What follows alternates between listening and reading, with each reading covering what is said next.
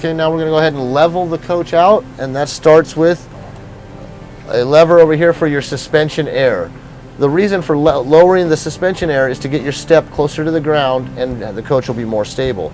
We'll simply flip the lever into the lower position, and the coach will then lower the air out of the bags and settle down. It takes about 15 seconds for that process, and then we'll go to the leveling control panel and start leveling the coach. Next panel over is your power gear electronic leveling, and we have an on and off button, the auto switch, and the retract all jacks are primarily the ones you'll be using the most. It also has a manual setting in which you're going to use the arrows to operate manually. Now you've already lowered your suspension air and you're ready to level the coach. We're going to go ahead and turn the power on. Now if your coach doesn't have a suspension air lever, then it's most likely an auto air dump system. It'll automatically dump the air when you press the auto level button. We've already done that in this model, so now we'll go ahead and press auto for auto level.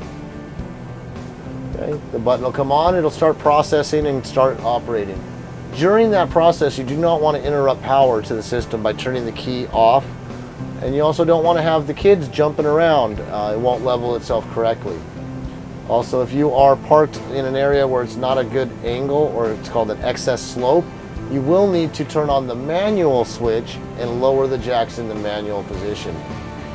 Most likely you'll have blocks or something underneath to lift the coach high enough. It is also not recommended to do so. And when it has completed its leveling process, it'll go green in the center here, indicating that it is level. The outer arrows are its own built-in level, letting it know which side needs to be adjusted.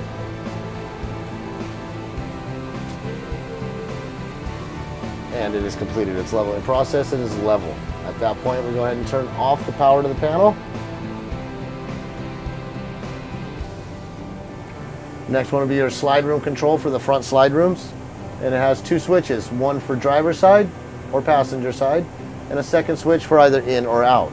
And you select between the two.